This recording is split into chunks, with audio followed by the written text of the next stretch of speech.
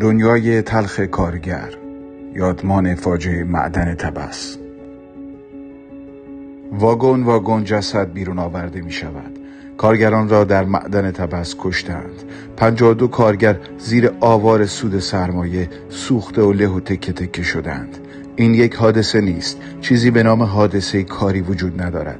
سرمایه‌داران از ایمنی محیط کار و ایمنی کارگران به خاطر هزینه تولید میپرهیزند و از دل کارخانه ها و معادن و ساختمان ها جسد پشت جسد بیرون می آید تا سود آنها همیشه تضمین شده باشد. گاه می شود که حتی جسد هم بیرون نمی آید. امروز کسی از کارگر مدفون شده معدن شازند خبر نمی گیرد. جسدش متلاشی شده و حتی بخت سوگواری شدن را پیدا نکرده.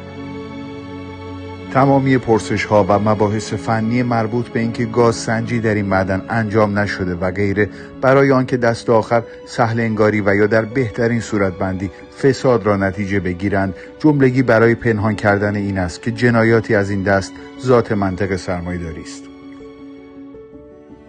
آمارها به ما میفهمانند که ماجرا چیزی بیش از خطا، سهل انگاری و فساد است. سالانه حدود 2,700,000 نفر در جهان در اثر حوادث ناشی از کار فوت می کنند.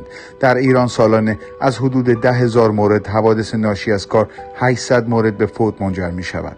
در سال 1402 حدوداً 2115 کارگر در حین کار جان باختند و 27,000 کارگر مصدوم شدند.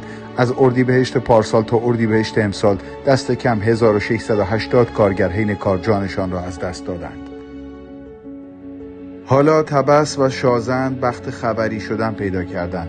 آن یک نفر کارگری که در فلان معدن می‌میرد و آن بهمان کارگری که در چاه مدفون می‌شود و آن دیگری که از ساختمان می‌افتد و متلاشی می‌شود. چه سهمش از این جهان شاید یک خط خبر باشد و بس.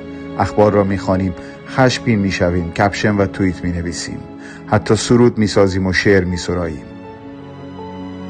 اما بار دیگر سر در لاک به زندگی روزمره تحت این منطق ادامه می دهیم تا خبر بعدی، کشته بعدی و کارگر بعدی.